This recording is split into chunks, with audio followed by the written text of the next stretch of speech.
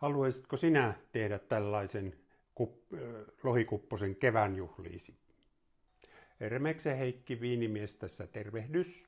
Nyt teemme savukalakupposen ja meillä raaka-aineena on Lapin, Kalalapilta kylmäsavukirjalohi ja heidän aivan loistava aromaattinen savuperunasalaatti, jossa myös on savukirjolohta.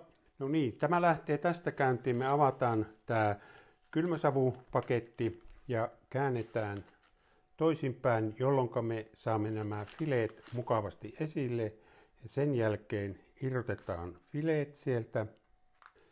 Ja sitten näillä fileillä vuorataan tämä tesimitta, laitetaan reunat tuosta ylite. Näitä voidaan kääntää sitten sopivin. Ja vielä tuohon varmasti mahtuu yksi. Ja se on siinä.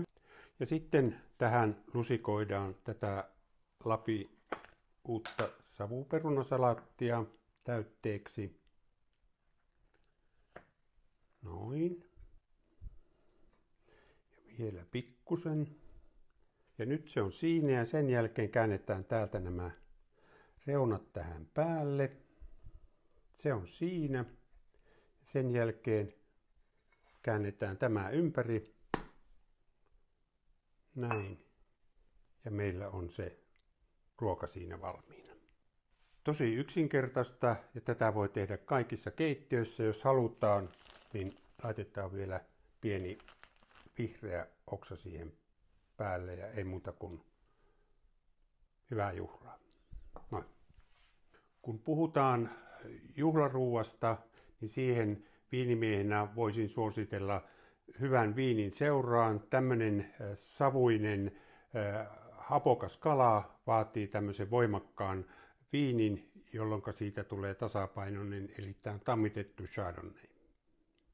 Ja nyt maistellaan.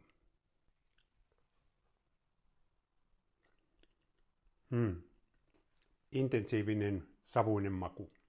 Toimii varmasti.